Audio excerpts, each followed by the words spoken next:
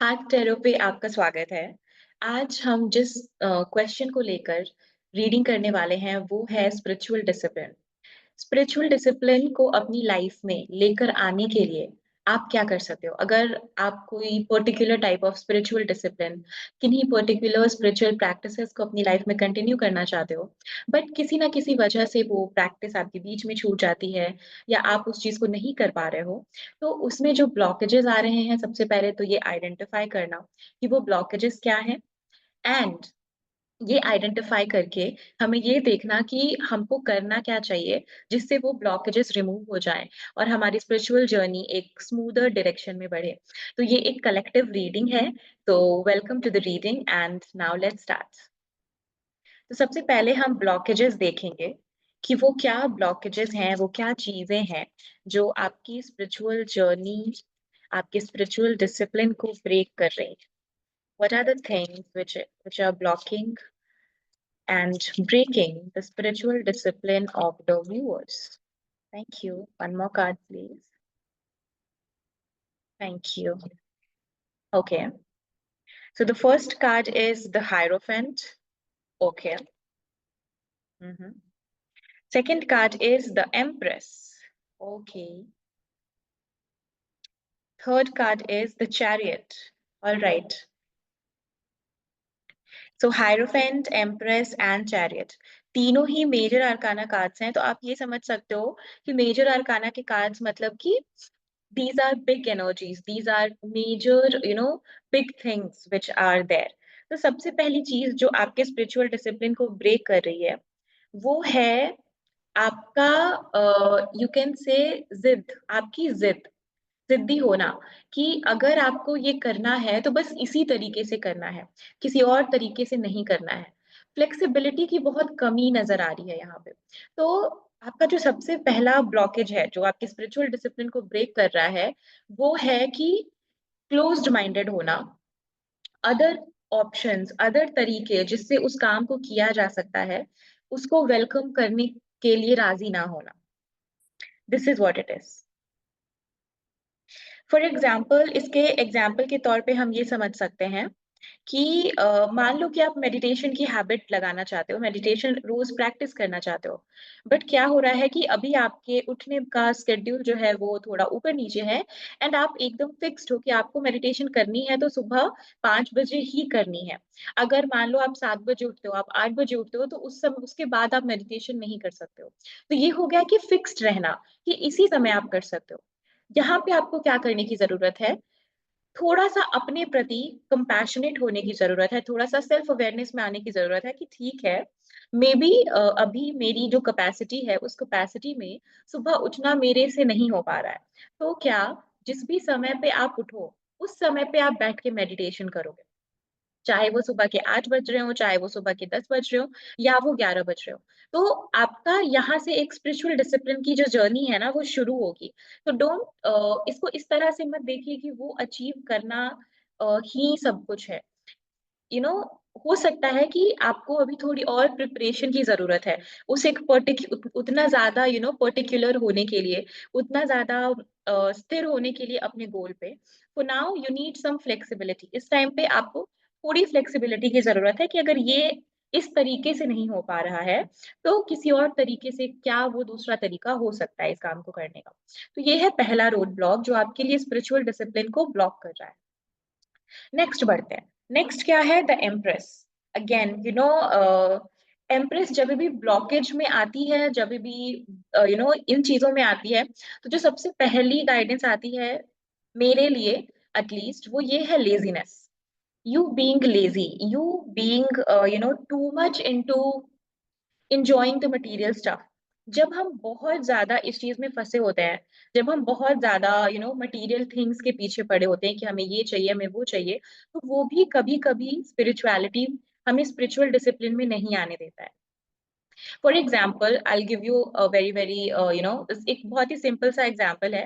हो सकता है बहुत से लोग इस एग्जाम्पल से रेजोनेट ना करें और उनको लगे कि स्पिरिचुअलिटी के साथ साथ भी तो लग्जरी रह सकती है। I also vouch for that, वो बिल्कुल रह सकती है। बट समटाइम्स आपने सुना होगा कि जब हम किसी भी चीज की अति कर देते हैं ना तो वो प्रॉब्लम्स क्रिएट करता है।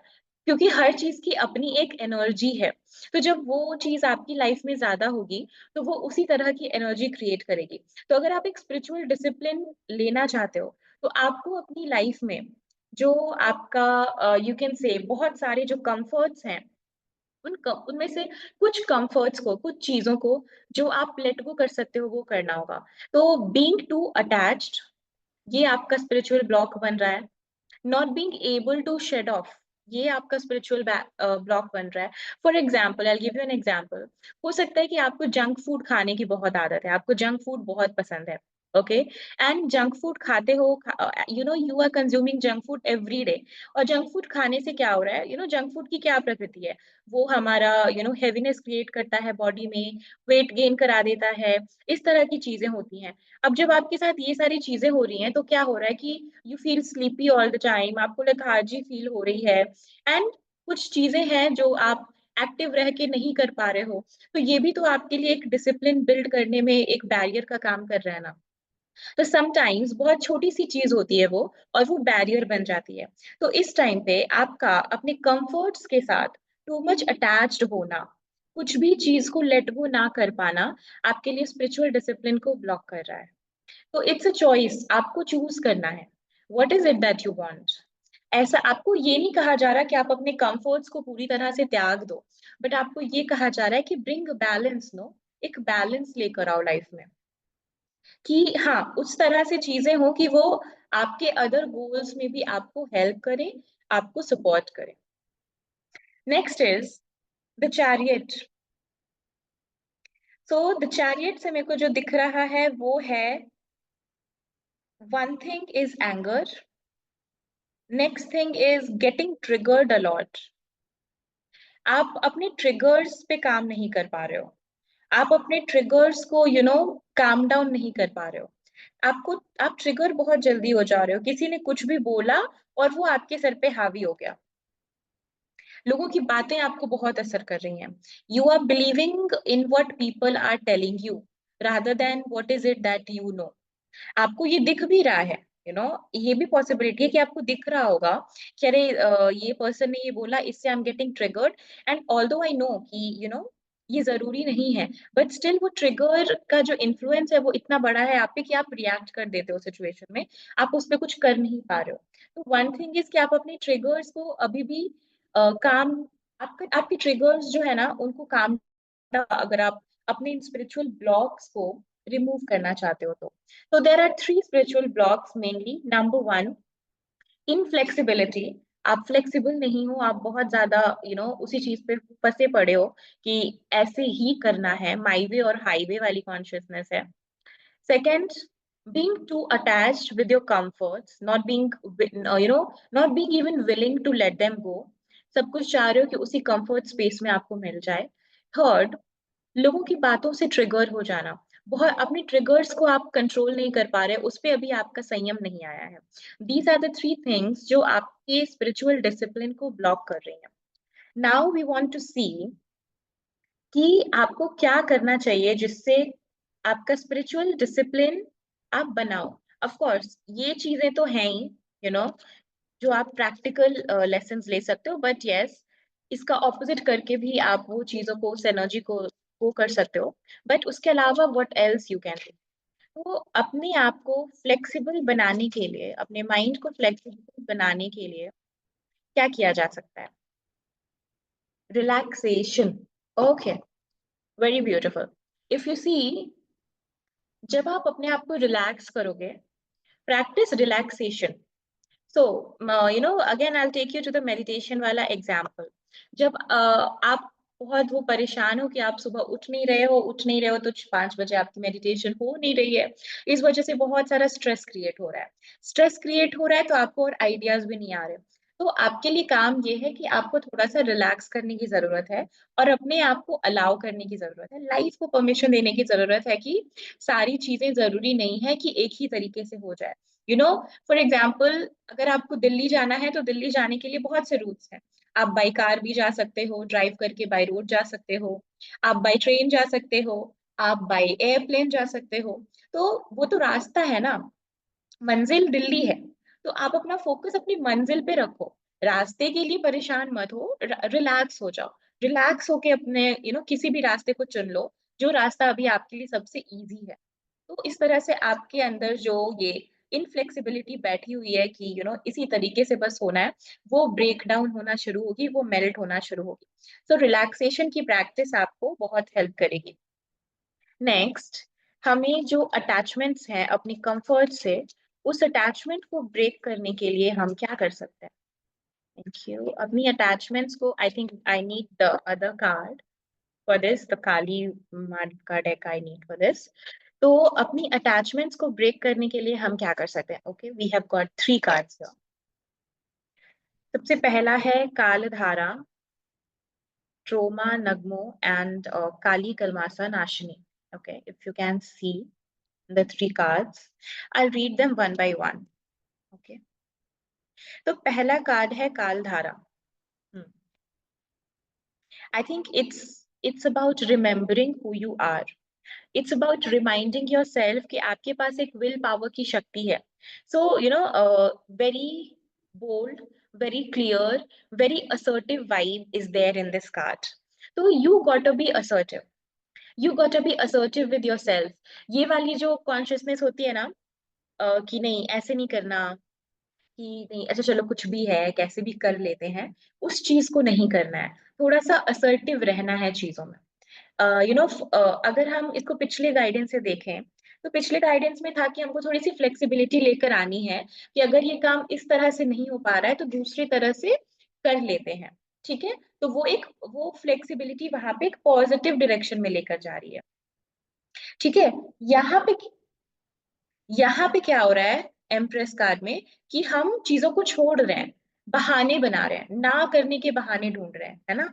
तो यहाँ पे आपको ये कहा जा रहा है कि थोड़े से असर्टिव हो जाओ, कि नहीं कर लेते हैं। क्या हो गया, क्या हो गया, थोड़ा सा थोड़ी सी लेजीनेस ही आ रही है तो क्या हो गया, मन नहीं कर रहा है करने का, तो फिर भी कर लेते हैं, उठ के बैठ के थोड़ा सा कर लेते हैं फिर चले जाएंगे। तो यहाँ पे आपको असर्टिवनेस की भी पावर लगानी है।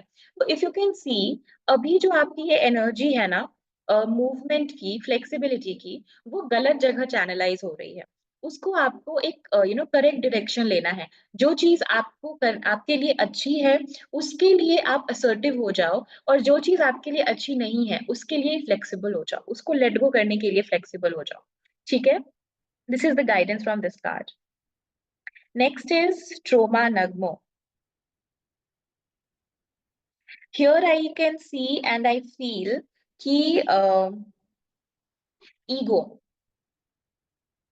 एंड ईगो जो है ना, when I say ego, it's a lot about mind as well.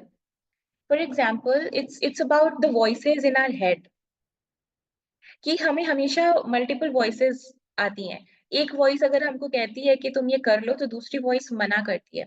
तो we need to check the voices. हमको चेक करना है कि जो वॉइस हमको मना कर रही है, जो वॉइस हमको पॉजिटिव डायरेक्शन में जाने से रोक रही है, जो वॉइस हमें जो चाहिए लाइफ में वो अचीव करने की तरफ जाने से रोक रही है, वो वॉइस कहाँ से आ रही है, वो वॉइस की स्पेस क्या है।